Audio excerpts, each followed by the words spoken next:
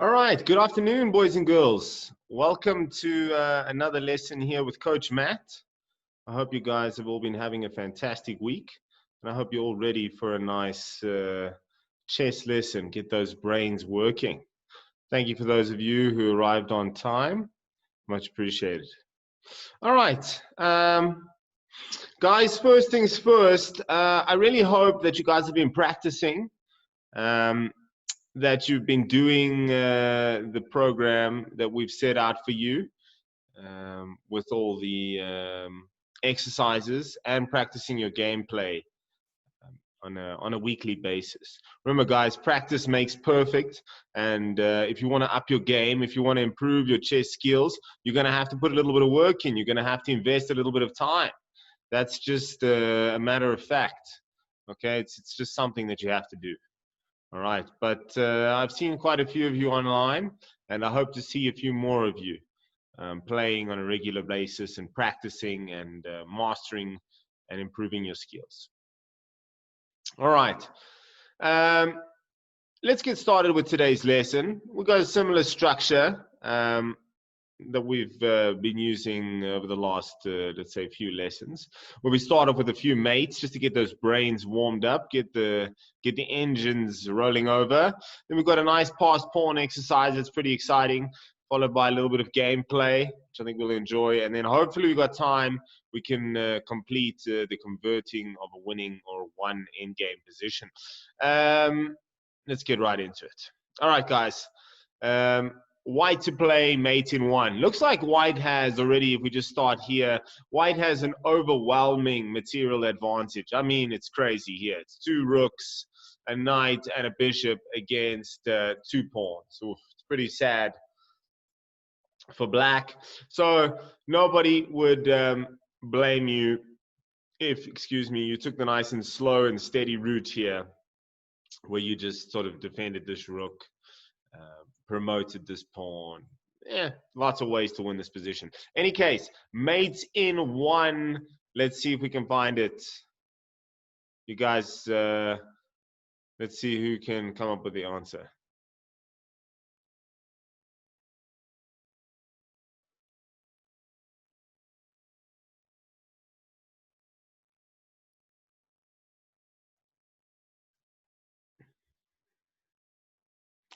Not as many attendees as I'd like today. I wonder where everyone is. Rico, you're just going to have to solve a lot of problems today, young man. Rook f5. I like it. I like it. I'm glad that that answer came in immediately. Look, it almost covers everything. One problem is that the pawn is attacking that little square right there. So the only snag, oh, there's one more snag. The king can take this rook on d6. So probably the most important thing to identify is this move, king takes d6. Because otherwise you're like, I'm just losing this rook for nothing. It doesn't really make a lot of sense. Rook takes e6 looks good, but then it looks like the king can now go to the d5 square because the rook will no longer be covering the d file. Not bad, something we can think about. So whichever check you do decide to use, you need to ensure that the rook is protected. You need to protect against this move because this is the current escape route that black is planning to use. I'll give you a clue. It's with a knight. Let's see what we can come up with.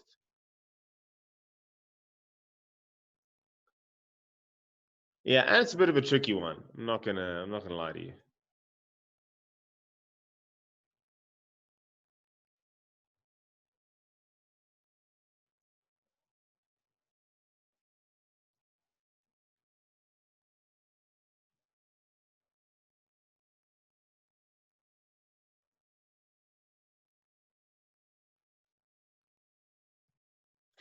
See, what makes this one a little bit different from the others is it's a discovered check lurking here. You might ask, what is he talking about? Well, this bishop is going to check the king whenever this knight moves. So wherever this knight chooses to go, even if he goes somewhere around here, he still opens the diagonal and the bishop is attacking the king. What we actually need to do is find the move where we can move the knight and defend the rook at the same time, Rico. Let's see if you can come up with this move.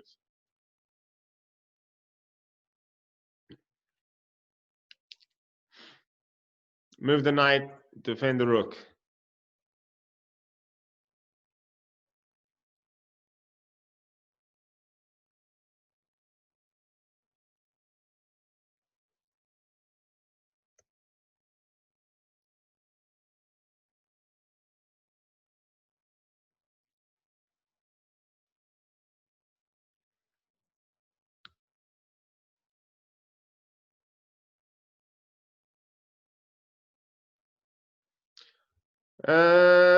I'm not seeing anything. Any chats? No. I'm gonna have to help you with this one. We've got quite a few things we want to get through today, so let's do that. The move I'm looking for, we said move the knight, defend the rook. This is the one. As you can see, the knight then defends the rook on d6. So as with any and all checkmate, let's call them moves or ideas, you need to make sure that you've covered all the squares. So like we said, the rook is covering the d file, so that's cool. The bishop covers this diagonal, so that's cool. The rook has got the knight covered and the f4 square covered, so that works. Remember, the pawn can't take because the bishop's attacking the king. So a little bit of a sneaky move there, knight f5 mate. It's actually, like I said, a discovered check with the bishop on c3. And that is mate. Let's move on, guys. All right, nice and easy. A nice and easy one. Number 2, maiden 1. Let's see if we can answer this one quick. Maiden 1, white to play.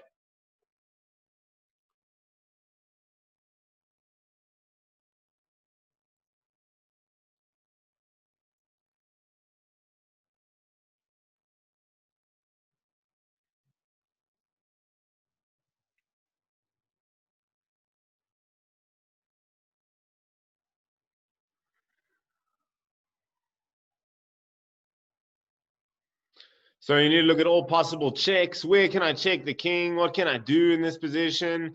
And there we have it. Rico has come up with the goods. That is fantastic. Queen h7, nicely done, young man. That's good stuff. So queen h7, mate, nice and easy. Probably the mate you really want to be understanding fully, because you're going to make many people like this. This is generally the target square. I've spoken about that before. It's the target square for the castled king. So the h7 square, always one that you want to be using your bishop and your queen, your knight and your queen, and sort of targeting that one. Going to get you a lot of checkmates in your life. That's good stuff. Nicely done. Again, here we have a sneaky diagonal. Again, it's that discovered check that I previously spoke about in example 1, where any moves with the knight will leave the queen attacking the king. And normally what I like to do in these positions is I like to look for moves that I can play with the knight that will cause some damage to my opponent. So I want to try and play moves like knight here and try and attack pieces. Of course, in this case, the black really has no pieces. Again, it's very similar to example 1. But the key thing here is to use this knight to cover the f4 square, because that is the escape square that the black king is trying to run to. That's your clue. Remember, any knight move, the queen does attack the king via the diagonal. White to play, maiden 1, clues with the knight. Let's see if you can spot it.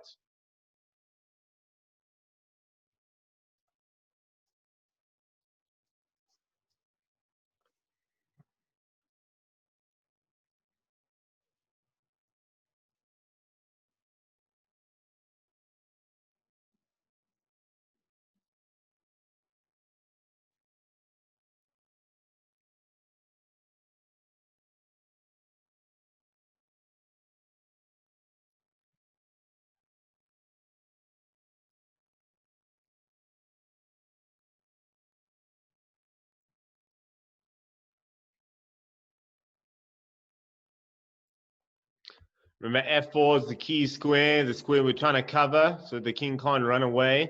Where can we move the knight and cover the f4 square at the same time? How can we do such a thing?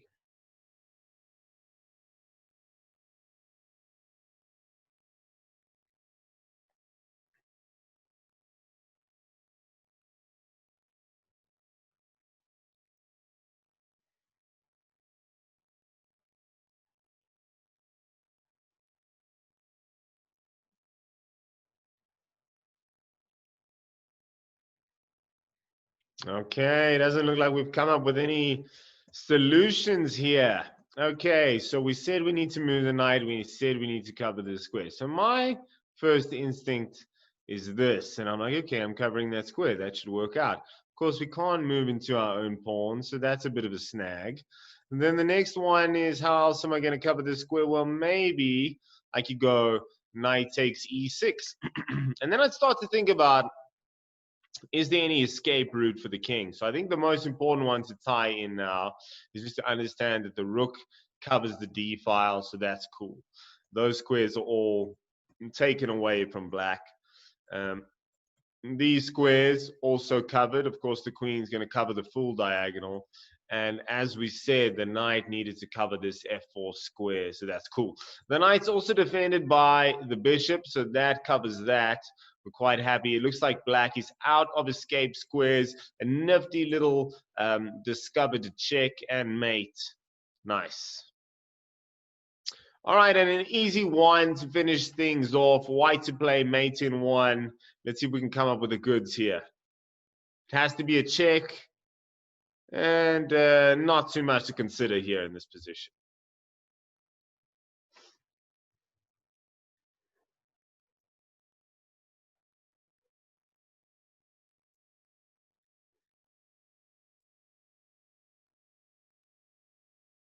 Nice.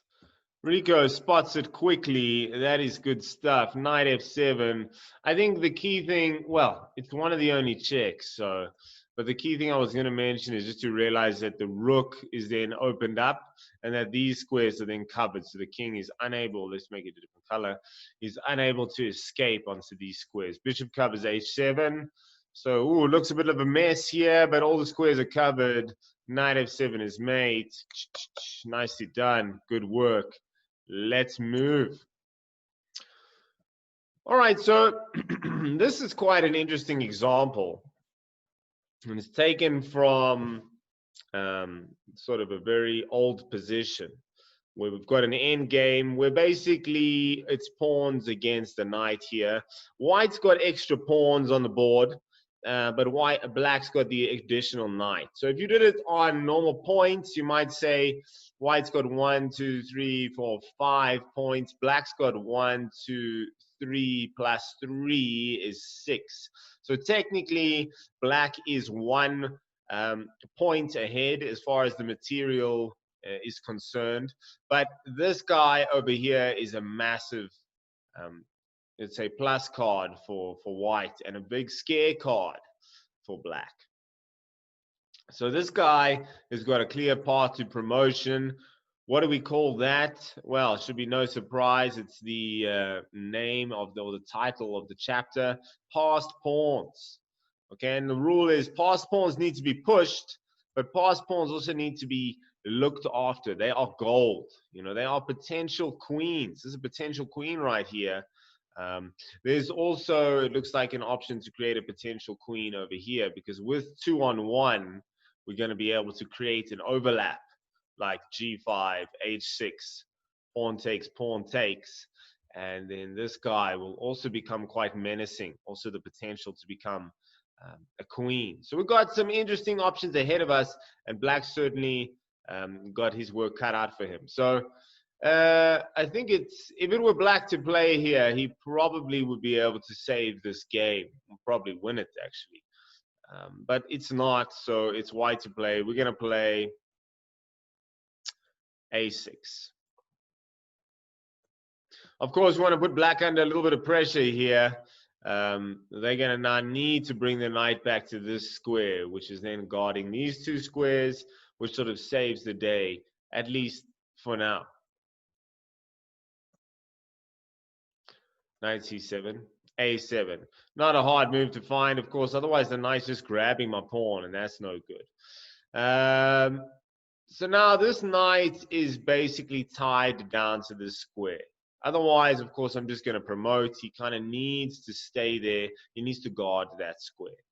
Let's say, for instance, black now plays, let's go king f3 here. Of course, no secret what he wants to do. He wants to start gobbling up some pawns. Of course, there's hope for him to win this game as well. He's got a pass pawn himself, but there's a nice protector here for white that this pawn's not going to get through anytime soon. Anyway, that being said, it's white to play in this position. Who can come up with a good move? Let's see who can come up with what. It's white to play. We've got to come up with a move. Of course, we don't have the luxury of not making a move. Not that I guess we'd ever want to do that. Maybe in certain cases. White to play, what can we come up with?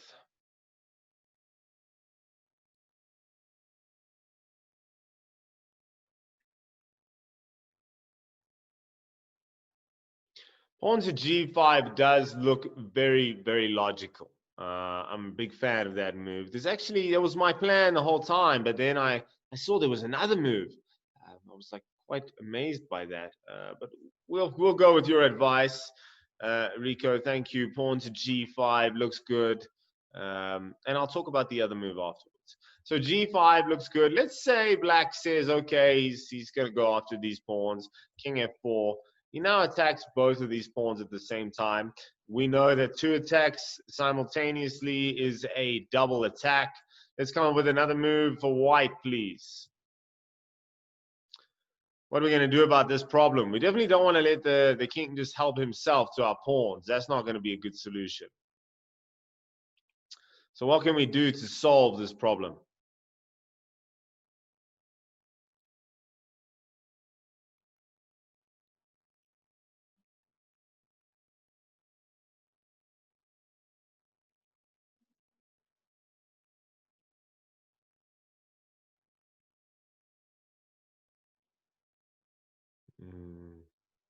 It's interesting. But there's a nice winning move here that white can play that pretty much puts black in a very tough spot. A spot that he is not going to be able to come out from.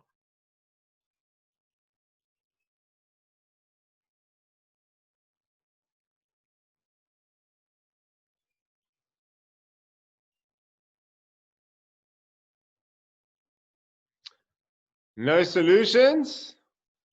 Okay, aha. I had a feeling you were going to come up with that one. G6, probably not the best move here, but I think we could perhaps get away with it. In fact, I am certain we can get away with it. Check it out. I'm going to make it work for you. So G6, let's say King E5. Now, here's a bit of a snag because it's going to be difficult to get through here, but we're going to play H6 in any case because we've got a little plan. If G takes H6, white is just going to play G7, and then in all, it doesn't look like there's any possible way for them to stop the white pawn from promoting. The square looks like they can't protect it. The king's too slow, and the knight, even if he could, he can't actually afford to move because then he unlocks the A8 square as well. So no hope for him to salvage or find a way to stop the pawns. Let's go back. After H6, maybe black instead tries King F6, which is a good try. You can see after pawn takes, black would be able to go King takes, and he would have settled this problem. And in the next move, he's probably going to take the G6 pawn, which looks pretty good. You're like, hey, wait a minute, black is solving his problems. But there is this H7 move, and then again, there's no defending the H8 square. So this is pretty much the ball game. And once white promotes, he gets a queen, and from there it should be a fairly simple win for the white pieces. I'm going to go back because the other move I wanted to talk about in this position, and I think the best move is probably just H6, although we've just seen how well G6 actually works. H6 is perhaps just a little bit more logical because if pawn takes, then this pawn takes, and I'm not worried about this pawn in any case. And if they're going to take, it's the same story. I can either take or I can push. It seems like it results in the exact same thing. Next move, I'm promoting. There's nothing that they can do. Same story if they take, and if they take, like I said, takes, king. We know that the king is behind the pawn. He moves one square, the pawn moves one square. That means the king is never catching the pawn. We've addressed this before. H7, king g6, and that's a queen. From there, it should be fairly simple. I think the simplest route to victory would probably be just make another queen, which forces them to sacrifice the knight. Then these pawns are going to drop. Yeah, as we said, simple chess is good chess, guys. Don't overcomplicate your life. Keep it simple. Keep it easy. Play the moves that are, going to make your life easiest. And it's not going to overcomplicate things. I'm just going to get a rook here. I'm going to win the pawn. Ladder method. Boom. Nice and easy. Well done there. Let's move on. So I had a nice game plan here, planned for you guys. Let's just go into it. We'll have to move through it a little bit quicker than I would have previously wanted to, but that's fine. So e4, e5, knight f3, d6, all very well-known moves in the start of a game. Guys, remember, most important thing, I'm always talking about it whenever you're playing a chess game, follow the opening rules, the 3 golden rules: pawns in the center, develop your pieces, and castle your king. Most essential. Doesn't matter which system you're playing, the opening rules or principles always remain true. So let's continue. We develop, we develop, we develop, we develop. You see, moves are not being wasted. Time is not being wasted. We develop. It's castling, but it's a developing move. Developing a piece. And now d4. Okay, I don't know if I like it, but perhaps I think for the most part, I teach you guys, just take it slow. D3, develop the bishop, and then once you've got the rook in, then you can break the center of the board. But we do want to break through in the center. That is the place we want to expand. So nothing wrong with that move. Black pretty much has to take in those situations, and knight takes d4. Normal moves being played here. Bishop g4.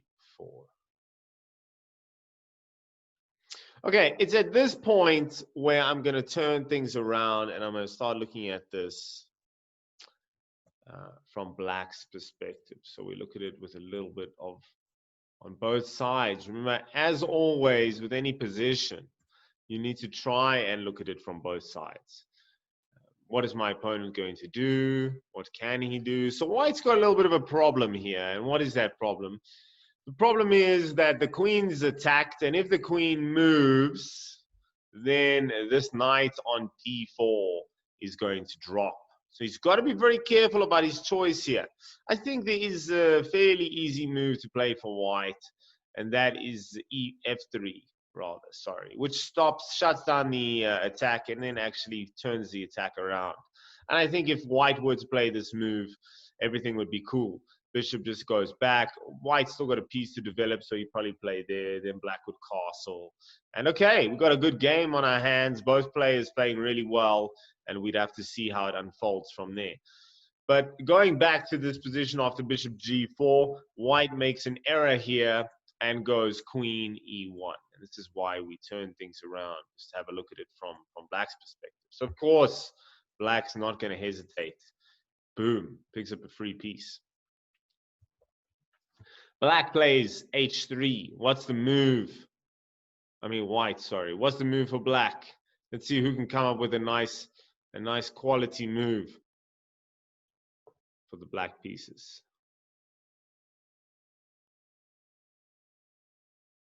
There's a very nice attacking opportunity lurking.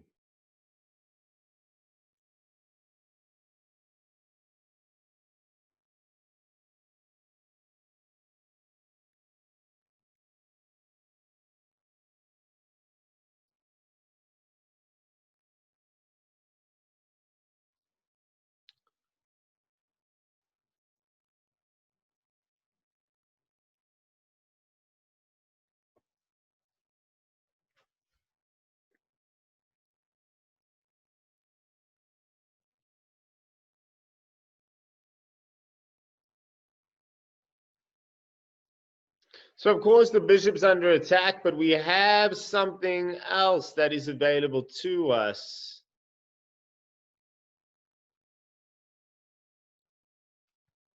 As you guys probably guessed, bishop e2. Thank you, Rico. I was about to give the answer. Bishop e2. Ooh, sorry. I don't trust this move, unfortunately. There's a reason is I think these pieces are going to get involved. But nice try. I like the participation. Very, very important. Like I've said time and time again. So bishop e2 not going to do the trick. Look, a normal move, if I don't go hunting for fancy moves, a normal sort of bishop h5 move would be perfect here. No real worry there. Just tuck the bishop back to safety. He keeps and retains the diagonal. Knight c2, that is the spirit, my boy. That's good stuff. Knight c2 is gold. Hits the queen, hits the rook. That's a double attack, also known as a fork. The knight is forking the queen and the rook. And of course, that means you're losing one of them. And that's normally the case with the double attack. You're losing one of those pieces.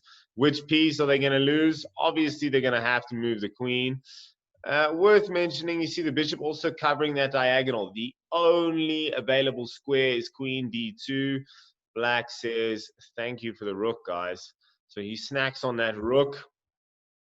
White luckily gets the bishop. Good for him. Knight g4. b3. b3 good because he's going bishop b2 and then he's going to grab the knight. Black opts to castle. Bishop b2 threatening and attacking the knight. So guys, when you find yourself in this sort of situation, you're dropping a piece, there's no escape for the knight, always try and get as much material as you can for that piece. So if I'm losing a queen, I'll try and get as many points as I can for that queen. If I'm losing a rook, same story. Knight, same story. The best I can do here is grab a pawn. Hey, 1 point's better than nothing. Why not? So at least I managed to do that. Then we've got a little question here. Who's winning in this position? And we can see, look, we know black's winning. But the point is by how much. That's really what's crucial here. And guys, like I've told you before, add up the pawns. So it's 4 for white, 1, 2, 3, 4, 5, 6, 7 for black. So black's got an additional 3 pawns.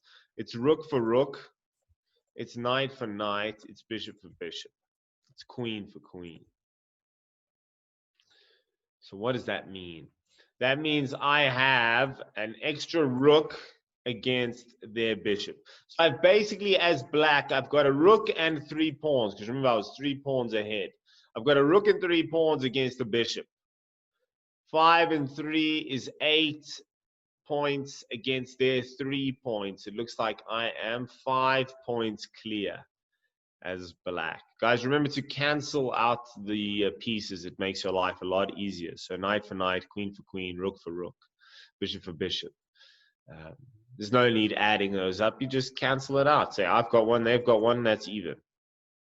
And same story with the pawns. Okay, so black got a considerable advantage here. What I wanted to talk to you about just going forward is after queen e2, queen attacks the knight. So there was a nice idea that I wanted to bring to your attention, and it basically involves using the knight and the queen to target our famous h2 squares. I don't really want to move the knight just yet. It wouldn't be a bad move, knight f6 just returning, but I'm going to play h5 here in this position. I want to retain the knight on this square. Very, very cool. Now, there's a number of things. If white didn't make a bad move here, which he's going to, if he just played a normal move, I'd probably just either move the bishop to f4 or h6. Reason being, I want to open this diagonal so that the queen can land on h4, and I can start to get or to generate an attack. It's a bit scary, actually. I mean, white's not easy to defend. So white plays f3 here, which attacks the knight. Okay, a normal move. No one would blame you if you just ran the knight away, or you've also got this square. But there's a very juicy move that the bishop has. Let's see if anybody can come up with that. Black to play, and there's a very strong move in this position that actually hopefully is going to result in checkmate. Let's see what we can come up with.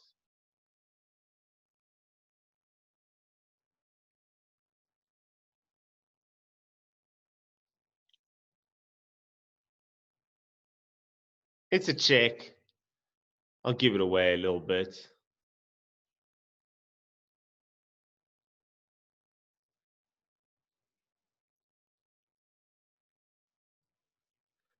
We have some news. Bishop e3. Nice. Very, very good. It's a check. I think most important is it is defended by the knight. So that's cool. King looks like he has to go to h1. Well, that's not entirely true. You can go rook f2. It's just bad, though. I suppose they just take the rook for free. Probably better than king h1, though. We'll see king h1 has got some nasty repercussions. And black to play, guys. Who can spot the winning move? Black to play. No clues. No clues. Queen h4, Rico. Nicely done, my man. And that is mate. It's check. He cannot escape the check, guys. He has been mated. These squares are covered. He's in check. He can't escape the check. He can't block. He can't take. He can't run. Those three options are not available. White has been checkmated here. Boom. That's very nicely finished from black. Okay, guys. We're going to leave it there. Very, very nice. Good stuff. Good solutions from Rico. Very nice, young man. What I'd like you guys to do, this actually should be from black's side. It is black to play here in this position. Black's got the extra piece. It's basically knight and 4 pawns against king and 4 pawns. So black's got the extra piece, which is a big, big advantage here. He needs to just try and win this pawn first and foremost. And after that, just promote these pawns. That should be his strategy. Of course, in games, we know you got to try and bring the king into the game as quickly as possible. Centralize the king. So I'd follow a path like this. This would be a nice one to play out. Sort of, you can do it here on the study, or you can sort of do it at home on the board, whatever works for you. All right. So guys, thank you very much for participating and getting involved in the lesson. Hope you guys learned some things. Remember to practice hard, look after yourselves, and have a fantastic week. Okay. I'll see you guys next time. Bye-bye.